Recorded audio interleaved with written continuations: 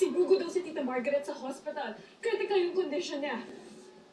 Di ba't sinabi ko naman sa'yo, kailangan na siyang patahimikin. So, I just did what I had to do.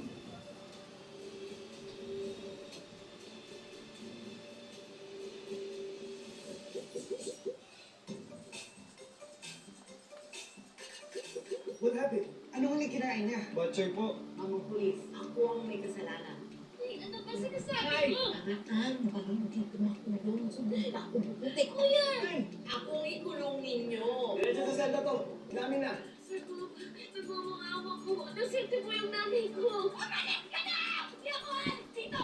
Umamin na yung nanay mo na siya ang may kasalanan. Ito talaga yung pagkakakilala mo sa akin? Lahat ng pinagdaanan natin, wala lang yun sa'yo? Ikaw naman talaga yung lumasok kay Mama Margaret eh! Tumigil ka ha. Ang kapal talaga ng mukha mo. Lakas ang loob mo, ha? Sige na. Get right mo ba? Wala. Hindi ba? Wala. Ganito ito babae ka. Sinangkap na ng mga mahal. Sinabi mo sa akin. Ito pa rin magpapanaya sa'yo, ha? Kayo humantong ng nanay mo nang halos makapatay ng tao ha!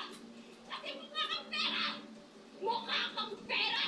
Nanay ni Sandong yan, may-ari yan ng panuhong companies. Wala at sumusunod dyan. Napakasakit na nangyari kay Margaret. I will take over her position. And officially, I'm retiring myself to fix everything. Well, sweet, have some coffee. I still remember how you like your coffee. I cannot believe na magagawa ng pamilya ni Papa to sa atin. Ang hirap paniwalaan. Napakabait ng bata ni Tata. I'm sorry, Sir Lou. Pero kung magiging mabait kayo kay Tata, magsisisi kayo. She is just deceiving you. Mas nakakatakot yung mga taong mabait lang sa una. Pero sa uli, ahas pala.